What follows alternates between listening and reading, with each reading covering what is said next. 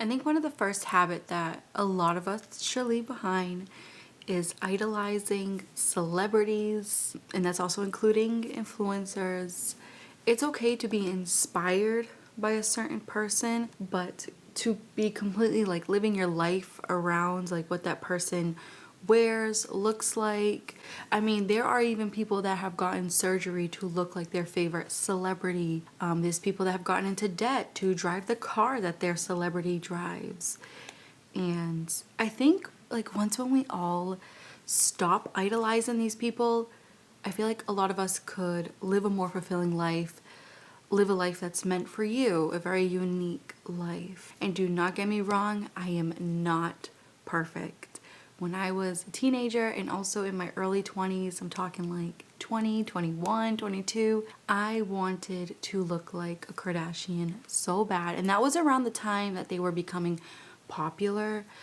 This was like way back in the day, like 2009, 2010. And I always felt like I wasn't pretty enough because I didn't have a thinner nose. I never had a thin face.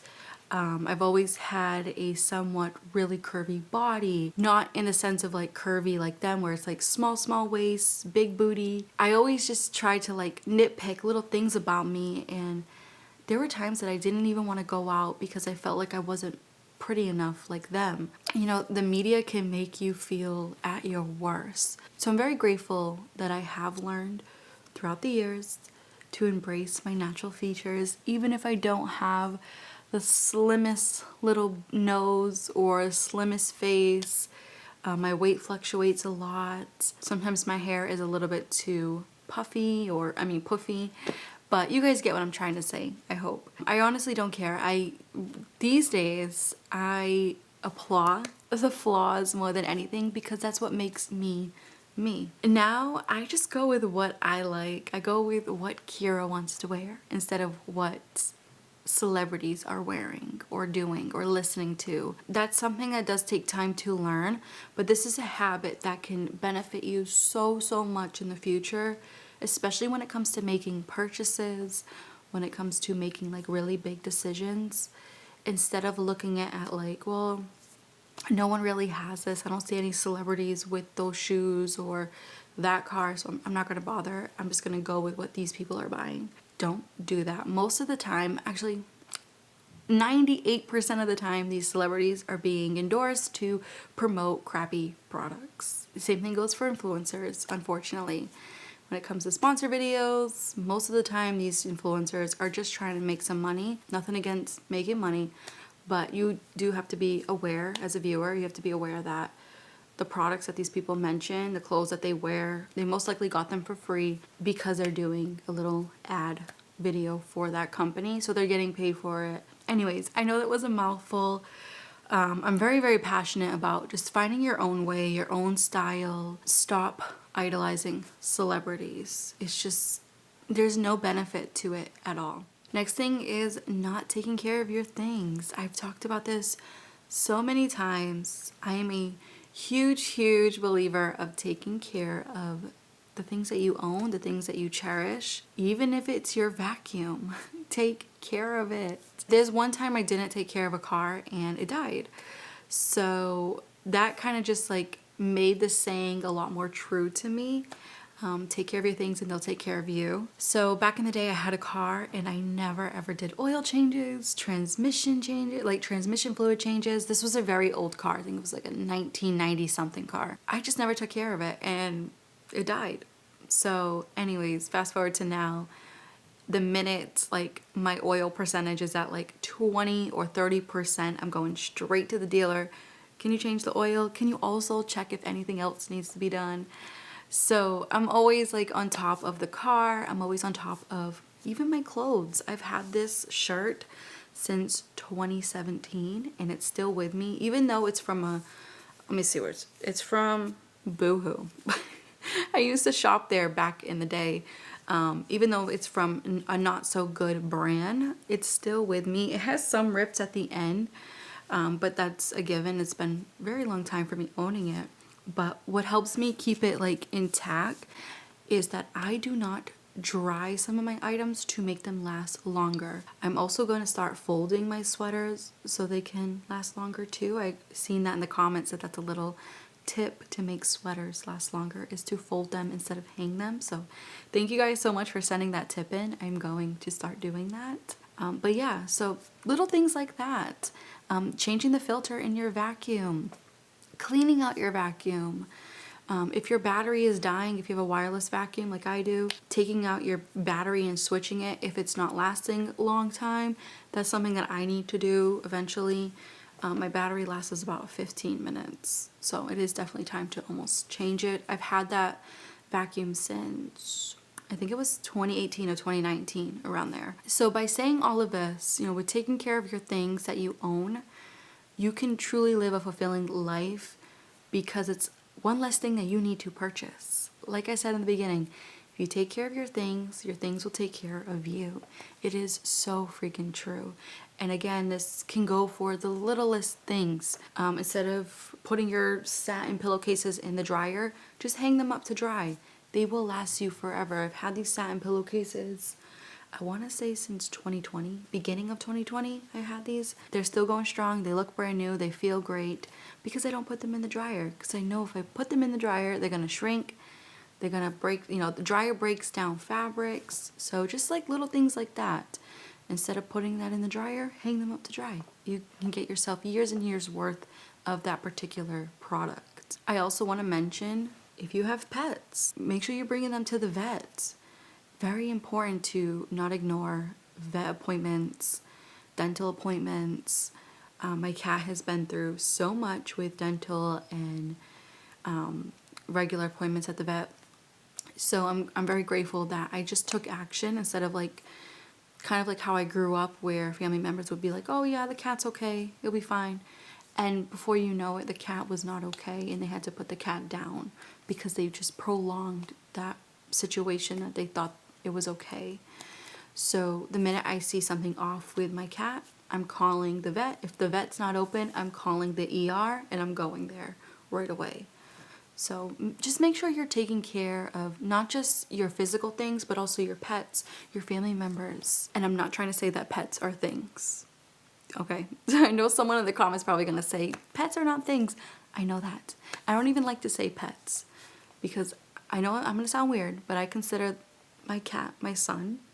I've had him since he was 6 weeks old and he follows me everywhere. He's my best friend. So I know that animals are not things. Okay, I just want to put that out there. Now, this is something that I feel like all of us have done, or some of us are still doing, and that is leaving bills till the last minute. Just because your credit card bill is due at the end of the month does not mean you should wait till the end of the month to pay it. Because if you do, the interest is going to kick in, and in order to beat the interest, just pay the credit card 2 weeks before the due date. You will thank yourself in the long run. If you're able to do that, I know some credit cards don't allow that. My credit card does, which I'm very grateful for. I'm able to use my credit card. I basically just use it for the cash back and also to boost up my credit score. And then I'll just pay it way before the due date. So that's a little credit card hack that I've learned throughout the years. Another thing on why you shouldn't leave bills till the last minute is that life happens. So if you decide to leave every bill for the end of the month, whether it's your mortgage, your rent, your car insurance, your electricity, your car payments, just every bill you have, say you leave it till the end of the month, like last minute. And then you realize like, wait, I have to pay like over, I don't know, let's just give a number, like $7,000 to $10,000 because I didn't pay all these bills on time. I just kept sweeping it under the rug, sweep it under the rug. Your bills can add up very, very fast. So that's why if you leave them to the last minute, it could just cause so much stress. Another thing that you should leave behind is not prioritizing your debt. If you are in student loan debt, if you are in car debt, pay it. Pay above the minimum payment. Whether it's $5, $10, $100, if you can, pay above the minimum. There was one year that I was ignoring my student loan debt. Back in the day, I think it was like 2014, around there. I was ignoring my student loan debt for the entire year because I had people telling me, it'll go away, you don't have to pay it. And I believed those people. And once when the year was up, I was penalized. My credit score went down significantly, and my actual student loan went up like $1,700 because the interest kept kicking in, and also the penalties that I had to pay. So it was horrible. So I had to pay an extra $1,700 because of my mistake of listening to others. So once when I figured that all out, I got on the phone with the student loan company and I said, what's the minimum payment that I can make? And they gave me a dumb amount of $10 a month, which was stupid because that technically would have kept me in debt till this day if I was paying $10 a month. So I ended up paying an extra $100 a month, so $110. And when I was paying this, like, the interest was barely kicking in. It was more of like all of my money going towards the principal. So it was just so helpful that I kind of like figured that out, and I prioritize my damn debt. So if you are in debt right now, try to prioritize it. Prioritize it just as much as you prioritize your main bills, like your rent, your mortgage. I know it's hard. I know life is more expensive than ever these days. Trust me, I know. But getting out of debt is so important, especially now more than ever. So try to figure out what's your minimum payment and go above that. And like I said, add it towards your main bills, because it is a main bill. If you don't pay it, you're going to be in big trouble.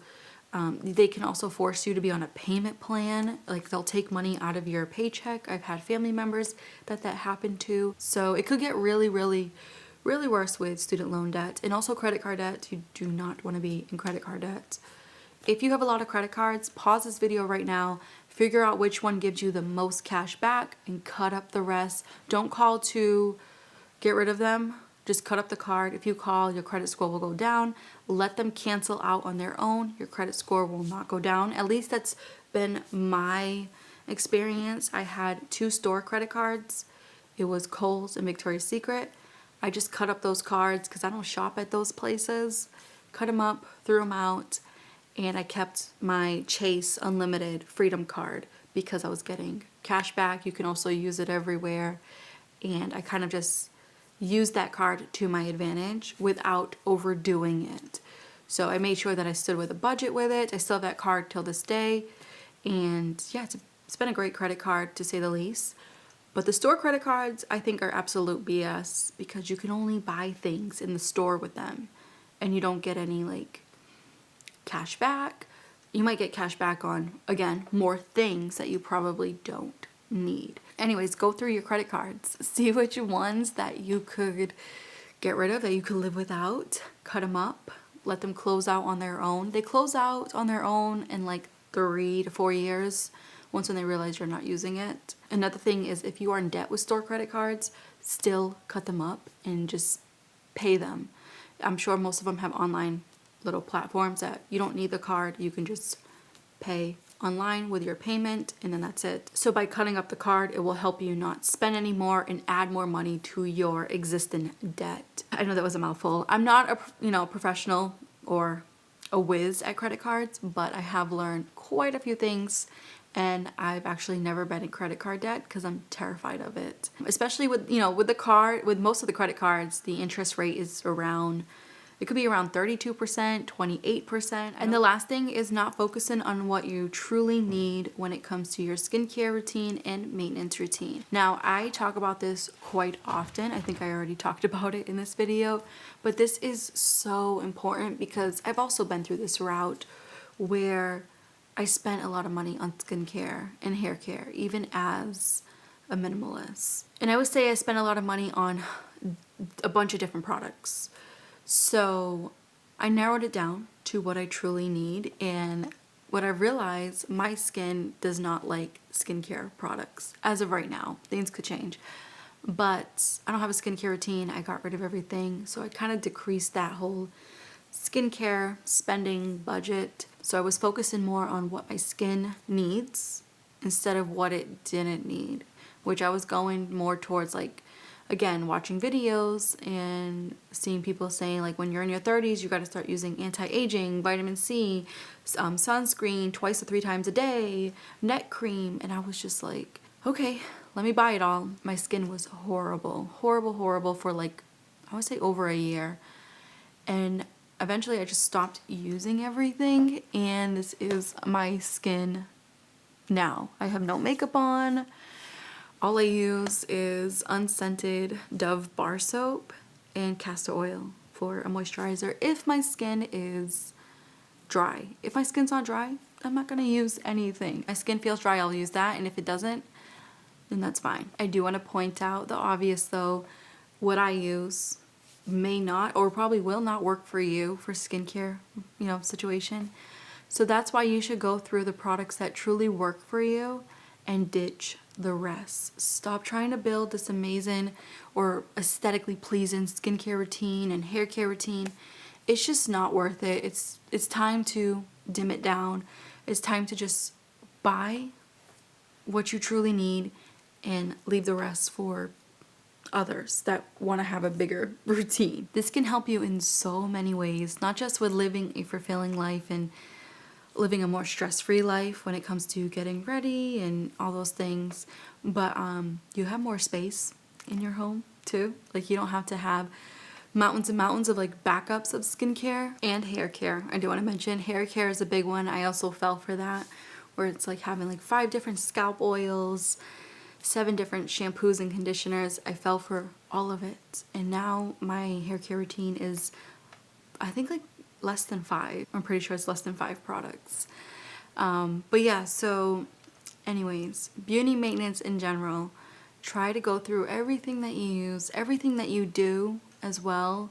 If you are the type of person that gets your nails done constantly, try to see if you can maybe do your nails at home instead. Like, maybe just clip them yourself. I know it's, again, not for everybody, so I'm like watching what I say, but by decreasing your your beauty routines, you can save space, you can save money, and you can feel less stress and live a more fulfilling life.